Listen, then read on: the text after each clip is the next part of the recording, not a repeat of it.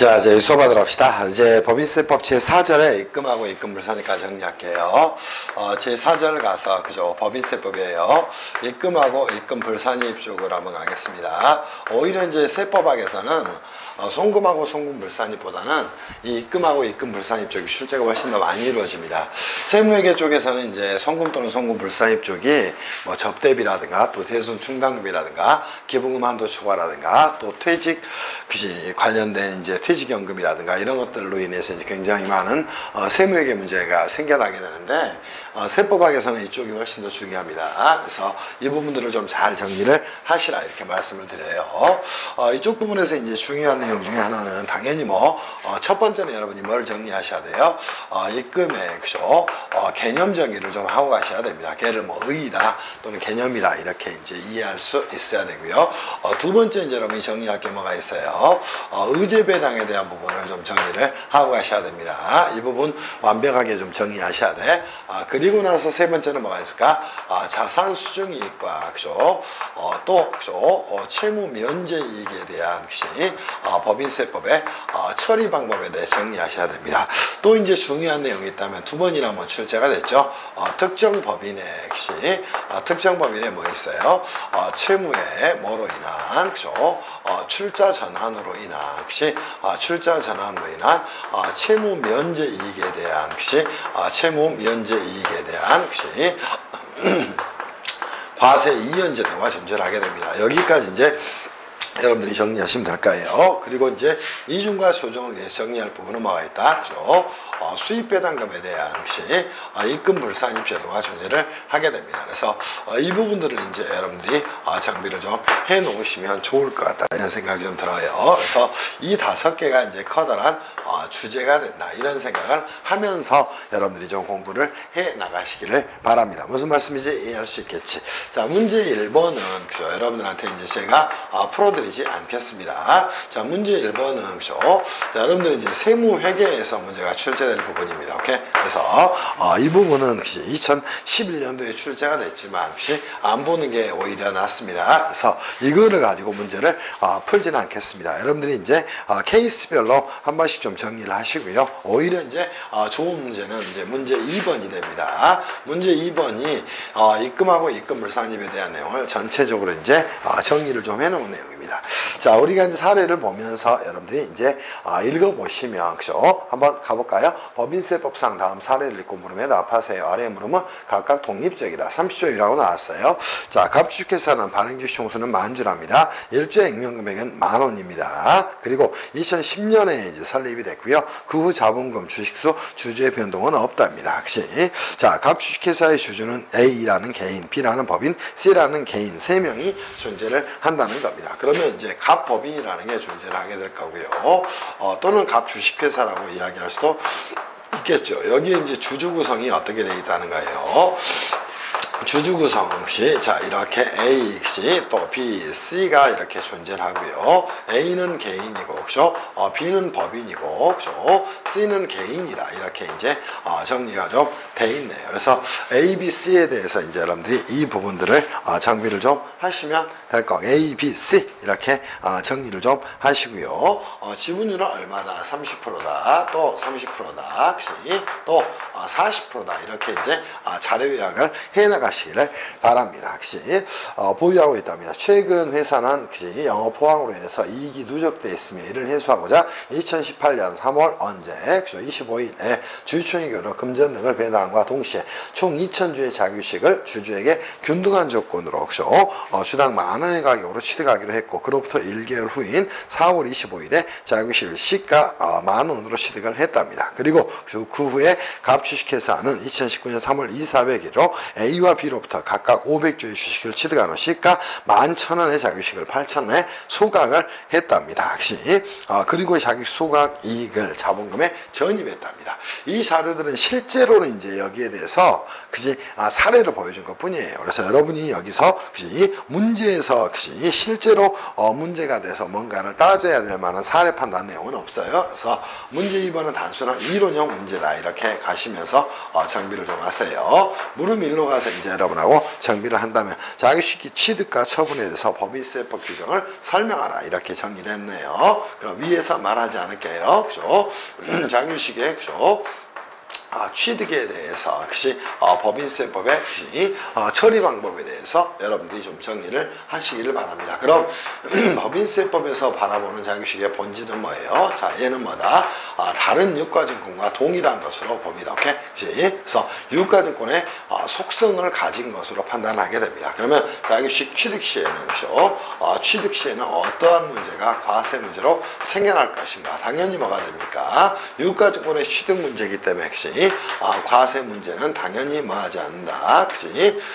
발생하지 않는다는 겁니다. 무슨 말씀인지 이해할 수 있겠지. 다만 특수관계인 개인으로부터 유가증권을 뭐하게 되면 저가 매입하게 되면 시가 매입가액의 차익은 입금 산입하게 되는데 이때는 이제 별다른 자기 주식이 됐으니까 자료가 없기 때문에 이걸로 정리를 좀 해놓으시면 될 것 같아요. 두 번째 자기주식의 처분 시에 과세 문제에 대해서 정리를 좀 하라는 겁니다. 그러면 법인세법의 규정은 뭐가 될까요?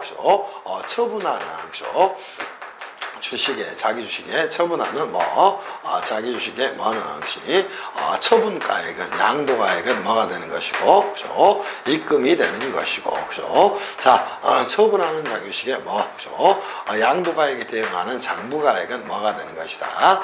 손금이 되는 것이다. 이렇게 이제 잡아놓으면 충분히 물음 1번에 대한 내용은 정리가 됐을 겁니다. 이게 이제 여러분이 보셔야 될 내용이다. 자 이제 물음 2로 와서 이제 두 번째 여러분들이 정리할 내용은 과연 뭐가 있을까 보면 되겠죠. 자, 법인세법상 의제배당의 의의, 또 의제배당을 지급하는 법인, 또 의제배당을 받은 주주의 과세 문제에 대해서 혹시 설명을 하라 이렇게 정리를 했네요. 그럼 첫 번째 이제 여러분이 의제배당의 의의에 대해서 자 정확히 좀 쓰시면 되겠죠. 그러면 자 뭐는 아니지만 상법상 이렇게 표현해도 되고요. 자 본래 배당은 아니지만 또는 더 정교하게 따진다면 상법상 금전 또는 현물 배당은 아니지만 이렇게 표현해도 굉장히 좋습니다. 상법상 뭐는 아니지만 금전이나 현물 배당은 아니지만 자 뭐 한다는 것이에요. 주주에게 배당과 같은 같은 또는 유사한 경제적 효과가 효과가 발생하는 건 뭐하겠다. 배당으로 뭐래서 의제를 해서 당연히 뭐하겠다. 과세를 하겠다. 얘를 뭐라고 이야기한다고 의제배당이다. 이렇게 이야기를 하게 됩니다. 이렇게 이제 글을 쓸 수 있어야 될 거예요. 두 번째 의제배당을 뭐예요? 지급하는 법인의 과세 문제에 대해서 정비를 좀 하고 가셔야 될 겁니다. 그때 이제 지급을 하는 자 입장에서 어떤 문제가 생겨나요? 원천징수의 문제가 생겨나게 됩니다. 그때 이제 자 누가 상대방이 뭐라면 상대방이 개인 주주라는 겁니다. 그때는 당연히 뭐한다? 지급 시에 14%의 세율로 자 당연히 뭐 하는 것이다? 원천징수 하는 것이다. 이렇게 이제 여러분이 잡아놓으시면 될 겁니다. 근데 상대방이 개인 주주가 아니라 뭐였다는 거예요? 법인 주주였다는 겁니다. 이때는 어떤 의무가 원천징수 의무가 없다. 이렇게 정리를 해 놓으시면 되겠죠. 이유는 왜 그렇습니까? 우리가 법인세법상 원천징수는 이자 소득하고 집합 투자기금으로 받은 이익에 대해서만 원천징수가 붙습니다. 그래서 이렇게 정리하셔야 돼요. 세 번째 자 의제배당을 뭐예요? 수령하는 주주 입장에서 주주에 대한 과세 문제를 여러분이 이제 또 하나 정비를 좀 해놓으시면 되겠죠. 그럼 수령하는 주주 입장에서는 이렇게 다시 한번 정리를 좀 해놓으면 되겠죠. 자, 수령하는 주주가 뭐라면 개인 주주라는 겁니다. 두 번째 수령하는 주주가 뭐였어요? 법인 주주였다는 겁니다. 이때는 이제 어떻게 처리할 것인가 이 문제를 정비를 좀 해놓으면 되겠죠. 수령하는 주주가 뭐였다면 개인 주주였다면 당연히 뭐가 됩니까? 겁니다. 그죠? 당연히 그로스업, 그죠? 그리고 배당 소득 금액을 계산할 때는 그로스업 적용 여부를 자 검토를 해야 된다는 겁니다. 오케이? 그때 이제 그로스업 대상이라면 혹시 이중과세 조정에 대한 문제가 생겨날 거예요. 무슨 말씀인지 이해할 수 있겠지. 그리고 무조건 종합과세 대상인지 여부를 검토를 해야 된다는 겁니다. 그러면 대상이라면 뭐 하는 것이다. 혹시 그로스업 하는 것이고, 그죠? 납부세 계산 과정에서 배당세 공제를 적용을 하는 것이다. 이렇게 정리를 하면 되겠죠. 자, 대상이 아니었다는 겁니다. 오케이? 그때는 그로스업을 적용하지 않을 것이고, 이중과세 조정 문제는 생겨나지 않는다. 이렇게 이제 여러분이 답을 꾸려가면 되지 않겠어요? 그리고 법인 주주 단계에서는 당연히 뭐가 됩니까? 입금 산입을 해야 된다는 겁니다. 이때 이제 고려 요소가 하나 존재를 하게 됩니다. 어떤 고려 요소가 존재를 하게 될까요? 그죠? 그때는 다시 한번 이중과세 조정을 위해서, 그래서 주주 수령 단계에서는 항상 어떤 문제까지 검토하셔야 돼? 이중과세 조정에 대한 문제까지 검토를 하고 가셔야 됩니다. 고려 요소는 뭐다? 수입 배당금 입금 불산입에 역시 뭐에 대한 입금 불산입에 적용 대상이 되는가 되지 않는가, 이 부분에 대해서 검토가 있어야 된다. 이렇게 답을 꾸려가시기를 바랍니다. 무슨 말씀인지 이해할 수 있겠어요? 이게 이제 물음 2에 대한 내용이 될 겁니다. 그지? 그리고 그죠? 자, 물음 3에서 본다면 정리를 한번 해보도록 하시죠. 자, 물음 3에서 논제로 나온 게 뭐예요? 첫 번째, 역시 위사례에서 갑 주식회사가 A와 B로부터 주주총회 결의서 자격식을 취득해서 소각을 했답니다. 그때 소각 시의 과세 문제는 어떻게 될 것인가? 이 문제가 이제 첫 번째 문제가 되겠죠. 취득 시의 과세 문제, 또 소각 시의 과세 문제, 또 소각 이익의 자본 전입으로 인한 과세 문제에 대해서 정리를 좀 하라. 이렇게 정리를 좀 했죠. 그죠? 그래서 첫 번째 역시 당연히 역시 뭐에 대한 그죠? 자격식에 대한 그죠? 소각 목적에 뭘 했다는 거예요? 자기식 취득에 대한 자기식, 그죠? 취득에 대한 그죠? 취득에 대해서는 그죠? 원칙적으로 뭐가 과세 문제가 그죠? 발생하지 않는다. 이렇게 정리를 좀 해 놓으면 좋을 것 같아요. 두 번째 이제 자기식 소각 시의 과세 문제에 대해서 정리를 좀 하면 되겠죠. 소각 시의 과세 문제는 어떻게 됩니까? 그죠? 첫 번째 역시 케이스는 두 개로 나눌 수 있겠지. 소각 1부터 얼마네, 그죠? 자, 2년 이내에, 그죠? 2년 이내에 뭘 하게 돼요? 자본 전입하게 됩니다. 역시 당연히 이때는 뭐가 돼요? 그죠? 당연히 의제 배당이 되는 것이다. 그러니까 뭐 하는 것이다? 입금 산입으로 그죠? 처리를 해야 된다. 이렇게 이제 정리를 좀 해 놓으시면 되겠죠. 근데 소각일로부터 2년 역시 경과 후에 뭘 했다는 겁니까? 소각일로부터 2년 경과 후에 뭘 했다는가? 자본 전입했다는 겁니다. 그때는 소각 당시에 뭐가 역시 소각 당시에 뭐가 시가가 그죠? 취득가액을 뭐 하는 경우에는 취득가액을 초과하는 경우에 한해서 초과시에 뭐 한다? 그죠? 의제 배당이 된다. 역시 이렇게 정리를 해 놓으시면 될 것 같습니다. 그리고 이제 물음 3번에서 정리할 게 뭐 있어요? 자기 소각 이익의 자본 전입에 대한 내용 혹시 이미 역시 정리 여기서 처리했네. 소각 시에는 뭐예요? 과세 문제가 발생하지 않죠? 그래서 소각 시에는 과세 문제가 발생하지 않는데 이거를 바꿨네요. 그래서 바꿉시다. 3번으로 가서 역시 소각 이익의 뭐에 대한 자본 전입에 대한 문제를 가서 따지기를 바랍니다. 그리고 소각 시에는 뭐 한다? 기본적으로 그죠? 과세 문제는 발생하지 않는다. 그지? 이렇게 역시 여러분이 글을 좀 써 나가시면 충분히 멋진 답안이 될 것으로 생각을 합니다. 그리고 이제 물음 4에 대해서 이제 여러분이 정비를 하고 가셔야 돼요. 제가 이렇게 설명을 드렸을 거예요. 보세요. 자, 의제 배당은 뭐다? 상법상 금전 배당이나 또는 현물 배당이 아니라는 겁니다. 오케이? 그러면 주식 배당은 어떻게 할 것인가? 여기에 대한 문제를 여러분이 먼저 정리하셔야 됩니다. 그러면 우리가 이제 주식 배당에 대해서 혹시 법인세법은 얘네들을 어떻게 볼까요? 그죠? 당연히 배당을 받은 자의 입장에서는 혹시 지급하는 자의 입장에서는 뭐 원천징수가 생겨납니다. 근데 얘네들은 주식배당은 법인세법에서 의제배당으로 처리를 하게 된다는 겁니다. 무슨 말씀인지 이해할 수 있겠지. 당연히 뭐가 된가? 배당을 받은 자 입장에서 그런 거예요. 그러니까 역시 지급하는 자는, 지급자는 뭐가 됩니까? 지급하는 것이 법인의 경우에는 당연히 어떤 문제가 생겨날 것이고 원천징수 의무의 문제가 생겨난다는 겁니다. 그렇죠? 원천징수 의무의 문제가 생겨나는 거예요. 그리고 수령하는 것이 수령자 입장에서는 당연히 뭐한다? 그렇죠? 자, 이게 개인주주라면 또 법인주주라면 이렇게 정리하면 되겠죠. 그렇죠? 개인이라면 혹시 또 법인이라면 이렇게 나가시기를 바랍니다. 당연히 개인인 경우에는 배당소득이 돼서 그렇죠? 당연히 종합소득세 과세 문제가 생겨나게 된다. 종합소득세에 대한 뭐가 그렇죠? 과세 문제가 발생하게 된다. 이렇게 정리하면 되겠죠. 법인의 경우는 각 사업면도 소득금액을 계산을 각 사업면도 그렇죠? 자, 소득금액을 그렇죠?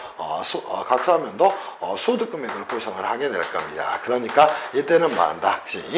법인세 과세가 이루어진다. 이렇게 정비를 좀 해 놓으면 되겠죠. 이게 이제 주식배당에 대한 법인세법의 처리 방법이 되는 겁니다. 다만 주식배당이 있어서 역시 의제배당액은 어떻게 처리한다? 그렇죠? 당연히 주식배당을 받은 주식수에 일주에 뭐를 곱하게 된다? 일주에 액면금액을 곱해서 역시 주식배당액을 판단하게 된다. 이렇게 정비를 해 놓기를 바랍니다. 이게 이제 여러분이 보셔야 될 내용 전부가 되는 겁니다. 그것들이 이제 여러분한테 설명을 하고 있는 내용이 해설에 대한 내용이 되는 거예요. 충분히 이해가 됐을 것으로 생각을 합니다. 됐죠? 자, 이제는 역시 이 부분을 여러분하고 추가적으로 가서 역시 정비를 좀 해보도록 하시죠. 그죠? 자, 3번 문제 가서 이제 문제를 한번 풀어보겠습니다. 그죠? 그래서 이 문제는 저렇게 이제 입금 불산입에 대한 문제를 전체적으로 제가 정비를 좀 해드린 거예요. 그래서 보시면 이 의제배당에 대한 전체적인 내용을 전부 이렇게 문제화 시켜서 정비를 한 거야. 거기에 자기식 취득과 처분까지 정비를 해놓은 거다. 이렇게 생각을 하시면 좋을 것 같아요. 무슨 말씀인지 이해가 됐죠? 자, 이제는 어디를 가볼까요? 그죠? 자, 문제 3번으로 가서 추가적인 부분 한번 정비를 해보도록 합시다. 문제 3번 가시죠. 가봅시다. 그죠?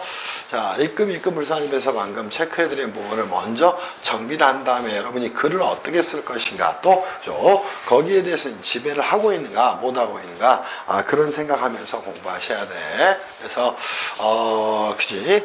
대부분 판례를 가지고 혹시 여러분들 세법학 공부하는 건 바람직하지 않아요. 판례는 우리나라는 이제 성문법주의 국가니까 전부 다 뭐가 됩니까? 조문을 가지고 법 해석을 하는 거예요. 그래서 그런 부분에 대해서 좀 이해를 하시면 좋겠다 이런 생각이 좀 들어요. 자, 이제는 문제 3번 문제 가서 혹시 3번 문제 가서 한번 정리를 해보도록 합시다. 자, 문제 뭡니까? 3입니다. 자, 그리고 이제 문제 3번에 대한 사례를 한번 읽어봅시다. 자, 법인세법상 다음 사례를 읽고 물음에 답하시오. 주식회사인이 2016년 3월 2일 금융기관 B로부터 100억 원을 대출받았답니다. 주식회사인은 대출 전후로 계속된 영업부진으로 인해서 신용이 하락하였고 금융기관 B에게 이자뿐만 아니라 100억 원의 원금도 변제하는 것이 쉽지 않답니다. 오케이. 자, 주식회사가 이제 100억 원 빌려가지고, 그죠? 영업 상황이 좋지 않아서, 채무를 상환하지 못하고 있는 상태죠. 자, 2번 주식회사 A는 2019년 4월 1일 채무자 발생 및 파산에 관한 법률에 따라서 채무를 출자로 전환하는 내용이 포함된 회생 계획 인가 결정을 받았답니다. 무슨 말씀인지 이해할 수 있겠어요? 그러면, 자, 문제 3번에서 이 자료가 혹시, 자료를 요약해 본다면, 혹시 요약을 좀 해본다면 이런 내용이 이제 정비가 되면 되겠네요. 자, 누가요? 주식회사 A와 금융기관 B가 존재를 했습니다. 그러면 그죠? 자, A 법인이 존재를 했고요. 그죠? 자, 상대방이 되는 자는 뭐가 됐어요? 자, B 금융기관이 존재를 했다는 겁니다. 그러면 자료에서도 이미 볼 수 있듯이 이렇게 얼마를 100억을 역시 차입을 해왔다는 겁니다. 근데 이게 2016년이다 이렇게 좀 생각을 하세요. 근데 역시 상환하지 못하고 있다는 거예요. 역시 그리고 나서 이 A법인은 2019년 그죠? 4월에 뭐 했다는가? 채무자배상 및 파산에 관한 법률에 따라서 역시 자 누구와 역시 4월 언제예요? 1일인가요? 저 4월 1일에 역시 자 뭐 했다는가? 역시 비금융기관과 역시 채무의 뭐에 대한 그죠? 출자 전환에 대한 뭘 했다는가? 그죠? 합의를 했다는 겁니다. 이거는 뭐에 의해서 이루어졌나요? 그죠? 당연히 관련 법률은 채무자 회생 및 그죠? 또는 파산에 관한 것이 법률의 근거에서 이루어졌다는 겁니다. 오케이? 그렇다면 이 채무의 출자 전환에는 뭐가 그죠? 회생계획인가 결정이 발표했답니다. 이 결정에 따라서 금융기관 B는 주식회사 A에 대한 채권의 전부, 그 채권을 전부, 그죠? 주식회사 A의 역시 뭐로, 그죠? 주식으로 출자 전환했답니다. 그러면 2019년 4월 1일, 역시, 자, 이 법인이 가지고 있던, 비금융기관에 대한 채무는, 그죠? 기관에 대한 뭐는, 채무는, 그죠? 자, 뭐로, 그죠? 주식 발행을 통해서 뭐가 이루어졌다는가, 그죠? 채무의 출자 전환이 이루어졌다는 겁니다. 무슨 말씀인지 이해할 수 있겠어요? 자, 이 경우에 대한 부분을 여러분이 정리를 좀 하고 가시라. 이렇게 정리를 좀 해놓으면 될 것 같아요. 그럼 첫 번째 이제 물음 1에서 여러분한테 물어본 내용이 뭐가 됩니까? 물음 1에서, 그죠? 자, 여러분이 이제 정리해야 될 내용은 뭐가 됩니까? 자, 그치? 물음 1에서 A법인의 과세 문제에 대해서 정리를 하라. 그죠? 과세 문제는 너무나 생각보다 간단합니다. 그치? 당연히, 그치? 2019년도에 A법인의 과세 문제는 도대체 뭐가 있을까? 한번 생각을 해보세요. 첫 번째 뭐가 생겼어요? 채무의 출자 전환이 생겼답니다. 그때, 그죠? 당연히 첫 번째 이제 여러분이 정리할 건, 그죠? 주식 발행 초과금하고 채무 면제 이익에 대해서 정비를 좀 하고 가셔야 됩니다. 그럼 주식 발행 초과금하고, 그죠? 두 번째, 그죠? 채무 면제 이익을 먼저 한번 파악을 해보자는 겁니다. 포착을 한번 해보자는 거예요. 그때 첫 번째 주식 발행 초과금은 어떻게 계산이 되는 것이다. 주식 발행 초과금은 자 어떻게 됩니까? 그죠? 해당 채무의 출자 전환으로 인해서 자 한번 이렇게 그림을 하나 그려본다면 이렇게 정리가 될 거예요. 자 당연히 이제 액면가가 나와 있을 거고요. 자 그 다음에 가액이 이제 중요합니다. 자 여기에는 시가가 있을 거예요. 오케이? 그치? 그리고 나서 그치? 출자 전환으로 인해서 그치? 발행해주는 이렇게 주식의 발행가액이 존재할 겁니다. 그러면 여기서부터 여기까지는 뭐가 되는 것이야? 주식 발행 초과금이 되는 겁니다. 오케이? 그리고 여기서부터 여기까지는 뭐가 될까요? 채무 면제 이익이 되는 것이에요. 그죠? 자, 이거를 가지고 여러분이 이제 뭔가를 정비를 하고 가야 됩니다. 그러면 시가와 액면가의 차액이 뭐가 되고 주식 발행 초과금이 될 것이고 발행가와 시가의 차액만큼 뭐가 된다? 이 채무 면제 이익이 된다. 이렇게 이제 정리하셔야 돼. 그럼 첫 번째 주식 발행 초과금이 생겼고 두 번째 뭐가 생겼어요? 채무 면제 이익이 생겼다는 겁니다. 자 여기에 대해서 이제 여러분이 정비를 하고 가셔야 돼. 그럼 주식 발행 초과금은 당연히 뭐가 됩니까? 입금에 산입하지 않는 입금 불산입 항목이라는 겁니다. 오케이? 됐죠? 채무 면제액은 뭐예요? 원칙적으로 입금 항목이라는 겁니다. 그런데 이제 이게 이제 원칙적 과세 문제가 되는 것이야. 다만 뭐한다? 채무 면제 이익에 대해서는 채무 면제 이익에 대해서는 어떤 규정이 존재한다? 특례 규정이 존재를 하게 된다는 겁니다. 그러면 여기에 대해서 이제 여러분이 정리할 게 뭐 있어요? 채무 면제액은 입금 항목으로 입금에 산입해야 되지만, 자, 그죠? 해당 과세 기간에 뭐 할 수 있고, 그죠? 기간에, 자, 입금에 뭐 하지 않고, 산입하지 않고, 그죠? 자, 뭐 할 수 있다는가? 차기 이후에, 자, 발생할 2월 결손금 보전에, 2월 결손금 뭐에? 보전에, 그죠? 충당할 수 있다는 겁니다. 이게 이제 여러분이 보셔야 될 뭐가 되는 것이야. 그죠? A법인의 과세 문제에 대한 내용이 될 겁니다. 무슨 말씀인지 이해할 수 있겠어요? 이거를 이제 잘 정비를 좀 해 놓으시기를 바랍니다. 됐습니까? 그치? 충분히 정리가 됐을 것으로 생각합니다. 이렇게 이제 글을 끌어가시기를 바랍니다. 두 번째 액션. 자, 물음 2에 대한 내용이 나왔어요. 그죠? 자, 물음 2에 대한 내용이 나왔다는 겁니다. 그러면, 자, 뭐를 물어봤나? 금융기관 B가 출자 전환으로 취득한 주식의 취득가액에 대해서 설명을 하라. 이렇게 정리를 했습니다. 그럼, 금융기관 B의, 그죠? 금융기관 B의, 그죠? 주식의 뭐에 대해서 취득가액에 대해서 정비를 하라 이렇게 나왔죠. 첫 번째 경우는 두 개로 나누면 될 거예요. 첫 번째는 뭐다, 그죠? 채무자 회생 또는 파산에 관한 법률에 따라서 법률에 따라서 뭐가 있었다는가? 채무에 출자 전환이 있었다는 겁니다. 채무에 뭐가 있었다? 출자 전환이 있었다는 거예요. 이때 당연히 취득가액은 뭐가 되는 것이다? 취득가액은 자, 뭐가 되는 것이다? 해당 주식의 장부가액이 되는 것이다. 오케이? 이렇게 정리하면 되겠죠. 자, 두 번째는 뭐가 될까요? 그 밖의 경우에 대한 부분이에요. 당연히 이때는 뭐가 된다? 해당 주식의 시가가 뭐가 된다? 취득가액이 된다. 이렇게 이제 글을 잡아 가시라는 겁니다. 무슨 말씀인지 이해할 수 있겠죠?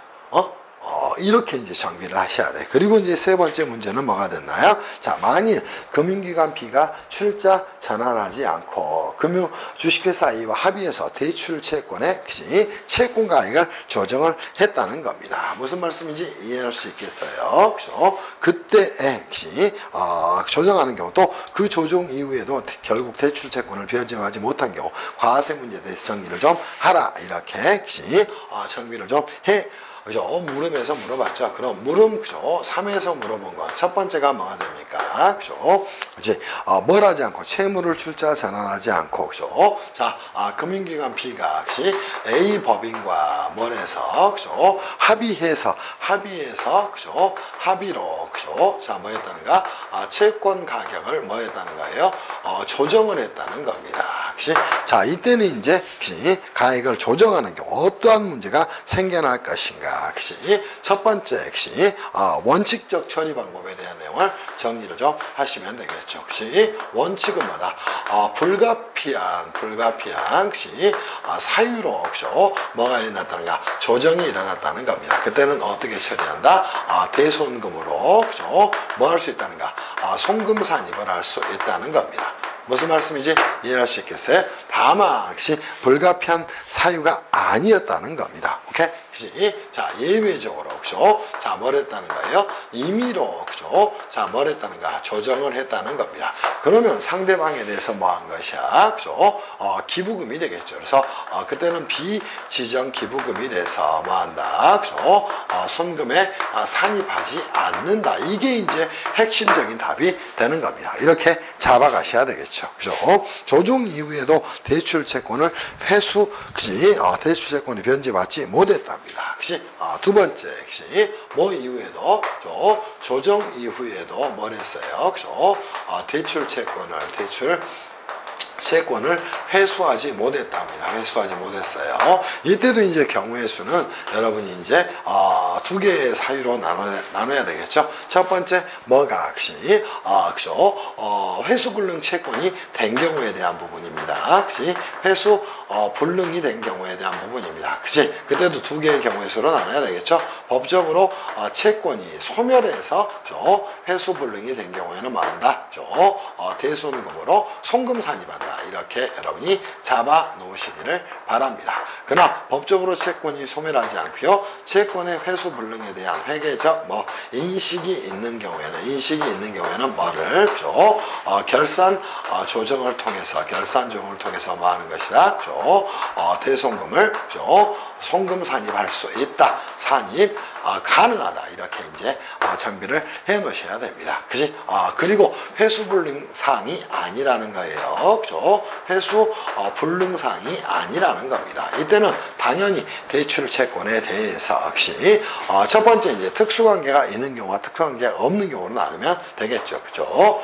첫 번째 특수관계가 있는 경우, 특수관계가 없는 경우로 나누면 될 건데 원칙적인 처리만 하면 될 것 같아요. 그래서 회수불능이 되지 않는 경우에는 뭐 한다. 그죠? 당해 채권에 대해서 대손 충당금을 설정할 수 있다. 이렇게 이제 글을 잡아가시면 제가 채점자잖아요. 그러면 이것만 가지고 여러분 시험장에 들어가서 체크를 합니다. 그래서 이렇게 정비를 좀 해 놓으시기를 바래요. 무슨 말씀인지 이해할 수 있겠죠. 그렇게 정비를 해 놓으시기를 바랍니다. 끝. 이제는 문제 4번 가서 역시 이 문제를 좀 풀어보도록 할게요. 그죠? 계속 이제 여러분들의 시험에 역시 이런 문제들이 주로 출제가 됐습니다. 그래서 이 부분에 대해서 잘 한번 정리를 한번 해보시면서 문제들 한번 풀어보도록 합시다. 역시 자, 문제 4번 가서 한번 풀어보겠습니다. 자, 문제 4번 한번 가보시죠. 4번 문제는 어떤 문제가 한번 읽어보세요, 여러분이. 그지? 자, 세법학을 공부한다는 건 세법을 이제 같이 평면적인 입장에서 보는 게 아니에요. 위에서 좀 바라봐야 됩니다. 그러면 우리가 입금 또는 입금 물상입에 대해서 심지어 목차도 알지 못하고 시험장에 들어가는 경우가 굉장히 많은데 그런 공부를 하면 안 돼요. 그거는 지양해야 됩니다. 그래서 제 말씀 들으시면서 공부들을 좀 꼭 하시기를 바라요.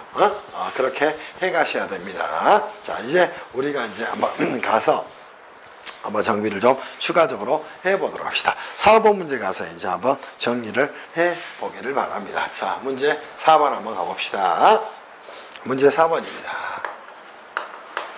문제 4번 가서 이제 정비를 한번 해볼게요. 자, 자료가 나와 있죠. 사례가 나와 있습니다. 법인세법상 다음 사례를 읽고 물음에 답하세요. 거주자갑은 법인 A의 발행주총수의 10%를 법인 A의 설립일부터 보유해 왔답니다. 그러던 중 2019년 7월 1일 거주자갑은 그동안 보유해오던 법인 A의 주식을 법인 B 법인 B에게 유가증권 시장에서 양도를 했답니다. 그리고 2019년 7월 1일 현재 거주자 갑은 법인 B의 주주인 거주자 을의 부친이랍니다. 이렇게 좀 정리를 좀 해놓으시면 되겠죠. 첫 번째 이제 법인 B가 법인 A의 주식을 거주자 갑으로부터 시가를 초과한 가액으로 양수를 했답니다. 법인 B가 2019년 귀속 법인세 과세별 신고 시 입금에 포함시킬 사항이 있는가? 이것들은 이제 여러분이 정리를 좀 해 놓으시면 되겠죠. 무슨 말씀인지 이해할 수 있겠어요. 그죠? 당연히 이제 이 부분들 한번 정비를 좀 해보셔야 될 거예요. 그래서 2014년도에 출제된 문제인데, 문제는, 굉장히 이제 간단한 문제입니다. 다시 한번 거주자 A입니다. 거주자 갑은 법인 A, 그죠? 주식을. 그러면, 자료를 가지고 이제 요약을 좀 해보면, 이렇게, 정리가 좀 되겠죠. 그죠? 자료 요약을 해본다면, 법인 누가 존재했습니까? 자, 본다면 A가 이제 존재를 했습니다. 그리고 이 법인 A에 누가 존재했어요?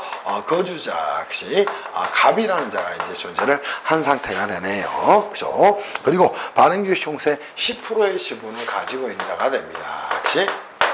그리고 나서 뭐 했어요? 그러던 2019년 7월 1일에 거주자 갑은 그동안 보유해 오던 주식, 법인 A의 주식 전부를 법인 B, 영리내국법이라는 겁니다. 자, 뭐 했다는 것이야? 이 거주자 10% 보유하고 있던 주식을, 자, 누구의, 법인 B에게, 법인 B에게 뭐 했어요? 이렇게 양도를 했답니다. 그럼 법인 B 입장에서는 뭐 한 것이야? 유가증권을, 자, 뭐 한 겁니까? 취득을 한 경우가 될 겁니다. 무슨 말씀인지 이해할 수 있겠어요? 그죠? 그러면서 이제 문제를 한번 가보자는 겁니다. 유가증권 시장에서 양도를 했답니다. 그리고 2019년 7월 1일 현재 거주자 갑은, 법인 B의 주주인 거주자 을의 부친이다. 이렇게 나와 있네요. 그러면, 자, 거주자, 갑이라는 분은, 누구? 거주자 을의 부친이랍니다. 그러면 이 둘이 뭐가 있는가? 특수관계가 있는가? 이게 이제 쟁점이 되겠죠. 특수관계는 친족관계를 통해서 형성이 된다고 봐야 되지 않겠어요? 거기에 대한 내용을 여러분이 가서 정비를 좀 해 놓으시기를 바랍니다. 그렇다면 역시 법인 B가 2019년 귀속 법인세 과세표현 신고 시 입금에 포함시킬 사항이 있는지, 또 그죠? 이에 근거되는 역시 법인세법의 내용 및 법인세법의 취지는 무엇인가, 이거를 설명을 하라고 이야기했습니다. 그러면 한마디로 이제 물음 1에 대한 내용은 뭐가 될까요? 그죠? 당연히 누구로부터 특수관계가 있는 역시, 자, 누구로부터 개인으로부터 뭘 했다는 것이야. 역시 유가증권을 뭐 한 거야. 그죠? 증권을 저가 매입한 경우에 과세 문제를 따진 겁니다. 무슨 말씀인지 이해할 수 있겠어요? 그래서 첫 번째 이제 물음 1에서 물음 1을 위로 좀 올립시다. 자, 물음 1에서 이제 물어본 것이 첫 번째 이제 논제에 대한 부분을 유가증권 저가 매입한 경우에 이제 여러분이 정비를 해야 될 내용이 됩니다. 그럼 유가증권을 뭐 했다면 개인으로부터 저가 매입했다면 그죠? 시가와 뭐는 그죠? 매입가액의 차액은 역시 차액에 대해서는 뭐한다? 차액에 대해서는 그죠? 입금 산입하고 당연히 뭘 해야 된다? 그죠? 유보로 소득 처분해야 한다. 이렇게 이제 여러분이 잡아 놓으셔야 되겠죠. 무슨 말씀인지 이해할 수 있겠지. 그지? 이렇게 정비를 좀 하셔야 됩니다. 이게 뭐예요? 저가 매입한 경우가 되겠죠. 근데 특수관계가 있는 역시 케이스를 또 아는 다음에 개인으로부터 유가증권을 뭐 했다는가? 고가 매입을 했다는 겁니다. 당연히 이때는 뭐가 적용돼? 부당행위산 부인규정이 적용되는가? 역시 부당행위산 뭐가? 부인규정이 적용이 되는 겁니다. 그러면 뭐 한다? 역시 세무조정은 동시에 이루어져야 되겠죠. 하나는 뭐를? 자산 감액에 대한 것이 세무조정을 해야 될 거예요. 그죠? 그리고 나서 동시조정을 해야 될 겁니다. 혹시 그러면 주주가 됐으니까 뭐가 됐을까? 이때는 송금산입 자산 혹시 마이너스 유보 처분을 좀 하셔야 돼요. 그래서 송금산입하고 그죠? 자산 가액에 대해서 마이너스 유보 소득 처분을 해야 될 겁니다. 여기는 뭐다? 송금 불산입이라고 처리를 해야 될 거고요. 주주로부터 그죠? 취득을 했으니까 배당으로 소득 처분하면 될 겁니다. 이게 이제 1번 지문에 여러분이 정리해야 될 내용이 됩니다. 그리고 이에 근거되는 법인세법의 내용을 설명하라. 이미 다 했잖아요. 그치? 그래서 1번과 2번에 대한 내용을 여러분이 같이 정리를 해 놓으시면 될 것 같아요. 이거는 입금 쪽에 나오고 이거는 부당계산 부인 쪽에 나오게 되겠죠. 자, 3번 이러한 법인세법의 취지는 무엇인가? 법인세법의 취지는 뭐예요? 그죠? 법인세법의 취지는 역시 자 누구 특수관계 법인을 이용해서 역시 특수관계 뭐를 이용해서 법인을 그죠 이용해서 뭐 하자는가 역시 증여세 역시 회피 등을 하는 것, 회피 등을 하는 것, 회피 등의 의도를 뭐하기 위한 것이다, 방지하기 위한 취지다. 이렇게 정리를 좀 해놓으면 물음 1에 대한 내용이 끝나지 않겠어요? 그치? 자, 그리고 이제 물음 2에서 정비해야 될 내용. 법인 B가 법인 A의 주식을 거주자 갑으로부터 시가에 미달하는 가액으로 양수를 했다는 겁니다. 그러면 여기는 뭐가 됐어? 그치? 그래서 미달하는 가액으로 양수를 한 경우에 대한 내용을 정비를 좀 해놓으시면 되겠죠. 그러면 자 물음 2에 대한 내용도 아무것도 아닌 것 같지만 그죠? 물음 2에 대한 내용이에요. 자 법인 B가 법인 A의 주식을 시가에 미달하는 가격으로 양수를 했다는 겁니다. 그러면 당연히 시가에 미달하는 가격으로 양수를 했다는 것이야. 그치? 그때는 그죠? 당연히 이 부분에 대한 내용을 가지고 따져야 되겠죠. 그지 않겠어요? 그치? 첫 번째 이거는 고가 매입이네. 그치? 고가 매입에 관한 사항이 되겠네요. 그래서 이게 이제 사실은 1번 문제가 됐네요. 그치? 2번 문제는 뭐가 됩니까? 시가에 미달하는 경우에 혹시 매입한 경우에 대한 문제를 가지고 출제를 했네요. 그러면 시가와 그치? 뭐는 혹시 매입가액의 차이가 특수관계인으로부터 매입했다면 입금산입 유보, 특수관계인이 아닌 자로부터 매입했다면 뭐한다? 그치? 당연히 그치? 처리한다. 이렇게 좀 정리를 해 놓으시기를 바래요. 그죠? 그리고 물음 3에서 이제 내용을 갑시다. 이거는 뭐 깊이 있게 설명할 내용은 아니니까 가보시죠. 자, 법인 B의 2019 사업연도 과세 표준을 구하기 위해서 2014 사업연도에 발생한 결손금을 각 사무소득의 범위에서 공제하고자 한답니다. 오케이? 자, 이때 위의 세무상 결손금이 각 사업연도 과세표준 계산에 있어서 이미 공제되는 것으로 보는 경우가 있답니다. 그 경우에 대한 내용을 여러분이 정리를 좀 하면 되겠죠. 그래서 각도를 이제 이렇게 바꾼 거예요. 그죠? 자, 언제 결손금이 발생했다는 거예요? 2014 사업연도에 결손금이 발생했답니다. 근데 이미 역시 자, 뭐한 것으로 결손금이 역시 이미 역시 공제된 것으로 공제된 것으로 간주하는 경우 혹시 간주하는 경우는 어느 경우일까 이렇게 먼저 정비를 좀 해놓으시면 되겠죠. 첫 번째 뭐 있나요? 자산 수증이익과 그죠? 채무 면제이익으로 그죠? 면제이익으로 뭐한 경우 혹시 면제이익으로 그죠? 자, 2월 결손금 보전에 충당한 경우입니다. 보전에 뭐가 일어났다면 충당이 됐다면 당연히 이때는 이미 공제되는 것으로 보겠죠. 두 번째 뭐 있나요? 채무액 그죠? 출자 전환으로 인한 그죠? 출자 전환으로 인한 채무 면제 이익을 차기 이후에 뭐에 차기 이후에 그죠? 2월 결손금 보전에 충당을 했다는 겁니다. 역시 보전에 뭐였어요? 충당한 경우에는 이미 공제된 것으로 보겠죠. 또 하나 뭐 있나요? 중소기업의 경우에 중소기업의 경우로서 그죠? 결손금 소급 공제에 따른 결손금 소급 공제에 따른 뭐를 받은 경우 그죠? 공제에 따른 환급을 받은 경우에는 당연히 뭐 한다? 이미 공제된 것으로 간주를 하겠다. 그래서 이 세 개 정도를 썼다면 5점을 온전히 여러분이 받을 수 있을 겁니다. 그래서 이 정도로 여러분이 문제를 풀어보시면 충분히 정비가 될 것으로 생각합니다. 무슨 말씀인지 아시겠어요? 그래서 이 문제는 제가 아주 깊이 있게 설명을 드리진 않았지만 이 정도 보시면 충분히 문제를 정비할 수 있지 않을까 싶어요. 그죠? 됐습니다. 그리고 그죠? 똑같은 문제가 계속 출제되고 있다는 사실을 알 수 있을 거예요. 그래서 입금이 입금불상에 비해서 가장 중요한 내용이 이겁니다. 오케이? 그치? 자, 채무의 출자 전환으로 인한 채무 면제 이익에 대한 부분. 그치? 이 부분이 이제 그치? 여러분이 정비를 좀 해야 될 내용이 되는 거예요. 그죠? 그리고 이제 5번 문제를 하이라이트로 여러분하고 정비를 좀 해가면 될 것 같은데 5번 문제도 굉장히 수월합니다. 그래서 법인세법 볼 때 맨날 여러분이 계산 규정을 가지고 이런 것들을 보지 마시고 제 수업 방식이나 말씀대로 이런 부분을 좀 정비를 해가면 참 좋지 않을까 이런 생각이 좀 들어요. 그죠? 이렇게 정리를 좀 해 놓으시기를 바랍니다. 이제는 어디 갈까요? 그죠? 자, 한번 가보시죠. 그죠? 문제 5번으로 가서 이 부분들을 정비를 해 드리겠습니다. 문제 5번은 채무의 출자 전환으로 인한 채무 면제 이익에 대해서 최근에 출제된 문제인데요.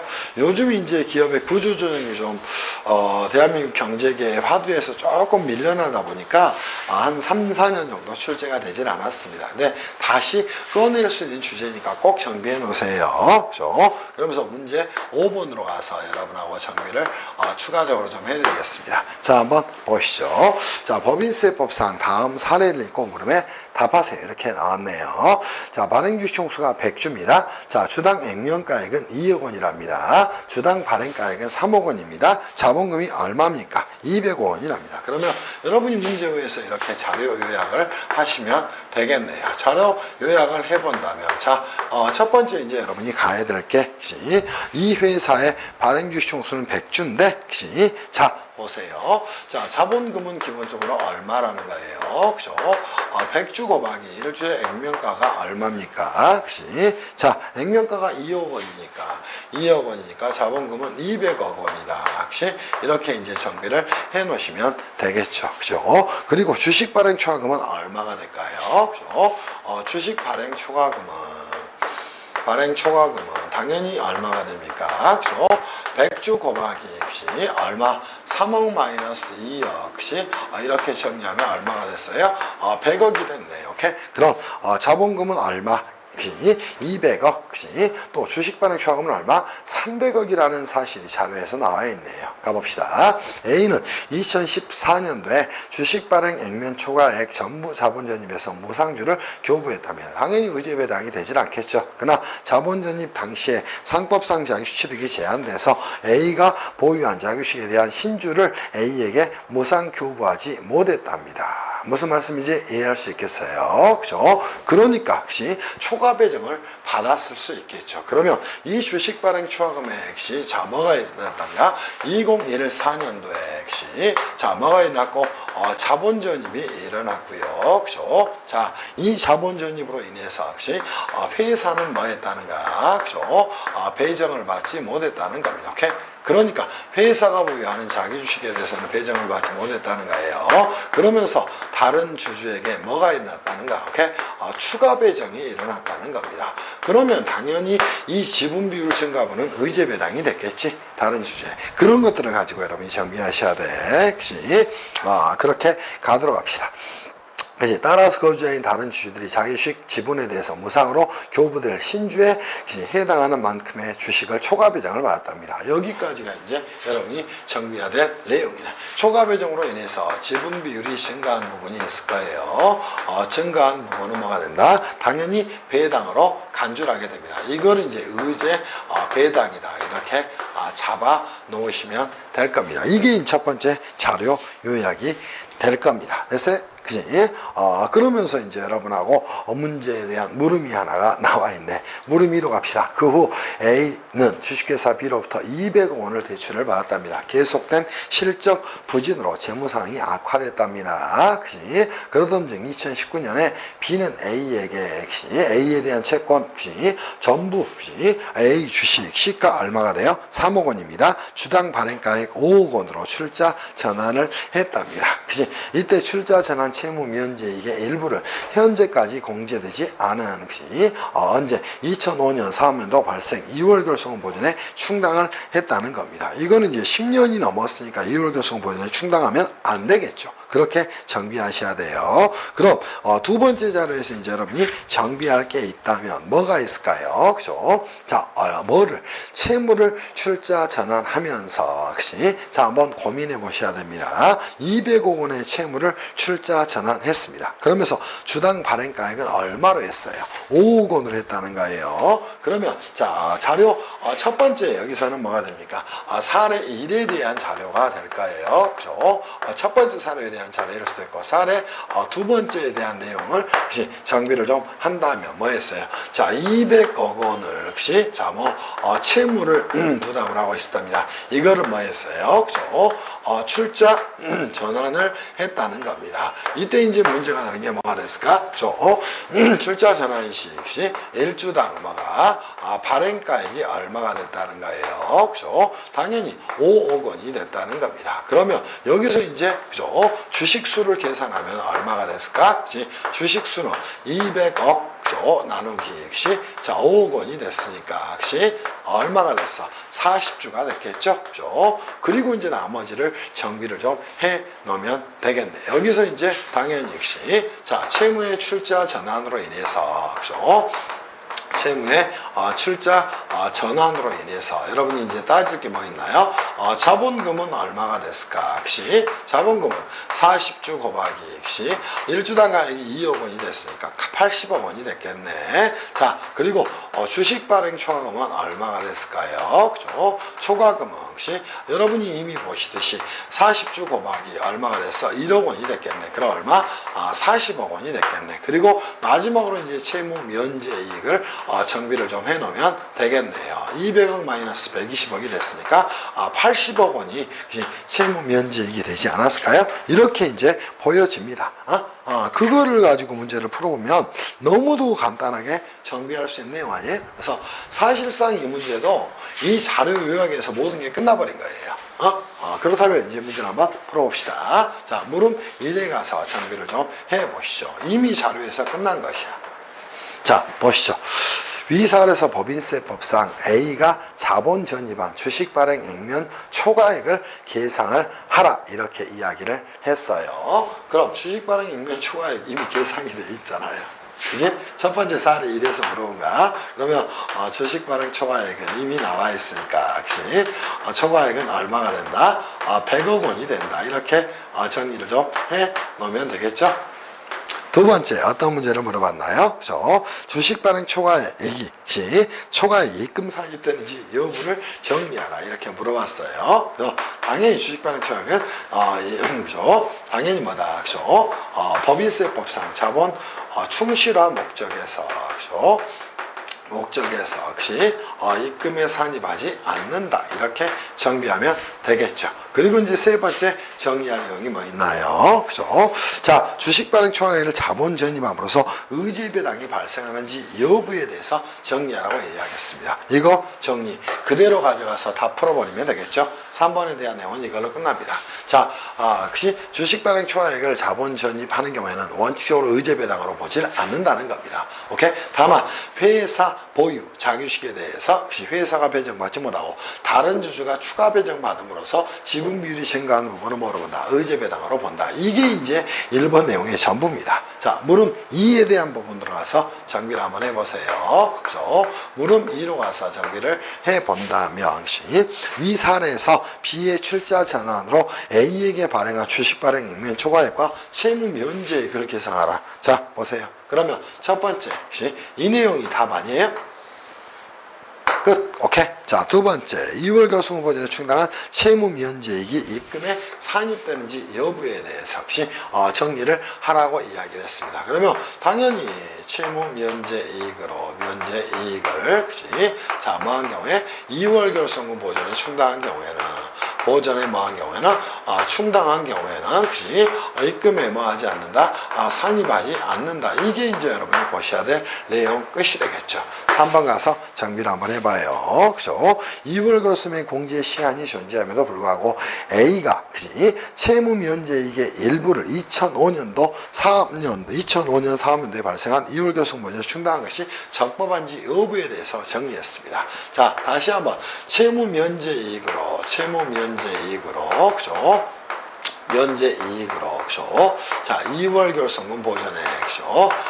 결손금 보전에 그죠? 충당할 수 있는 것은 그죠? 있는 것은 그치? 자, 뭐에 제한이 없어요? 전혀 발생 연도에 제한이 없다는 겁니다. 제한이 없다는 것이야. 그러니까 뭐다? 2월 결손금 보전에 충당한 것도 뭐한다? 타당하다. 이렇게 여러분이 답을 잡아 놓으시기 바랍니다. 글 이렇게 쓰면 돼요. 자, 그리고 물음 3. 위 사례에서 B는 금융실명거래 및 비밀보장에 관한 법률에 따라서 혹시 금융기관이며 A가 채무를 출자로 전환한 내용이 포함된 경영정상화 계획의 이행을 위한 협약을 B와 체결을 했답니다. 자, 2월 결손 보전에 충당하지 않은 출자 전환 채무 면제 이익의 법인세 과세 문제를 설명하라. 이렇게 정리를 했어요. 자, 2월 결손 보전에 충당하지 않더라도 뭐한다? 첫 번째 액션 당해연도입니다. 당해연도에는 뭐 하잖아요? 입금에 산입하지 않는 것이죠. 자, 그리고 나서 뭐가 돼요? 차기 이후에 뭐 할 수 있다는 거야. 그죠? 2월 결손금 보전에 뭐 할 수 있다. 그죠? 충당할 수 있다. 이렇게 이제 여러분이 잡아 놓으시면 이 문제에 대한 모든 내용이 다 풀린 겁니다. 그래서 제가 채점을 하더라도 무조건 이렇게 답안을 가져가는 겁니다. 그래서 여러분이 실제로 문제 5번을 보더라도 답은 전부 다 여기서 다 나와 있는 거예요. 오케이? 그래서 이렇게 이제 문제를 풀어 가셔야 된다. 이 말씀을 좀 드립니다. 그리고 제5절에서 이제 우리가 봐야 될 내용은, 그치? 송금하고 송금물산입에 대한 내용인데, 별거는 없고요. 그죠?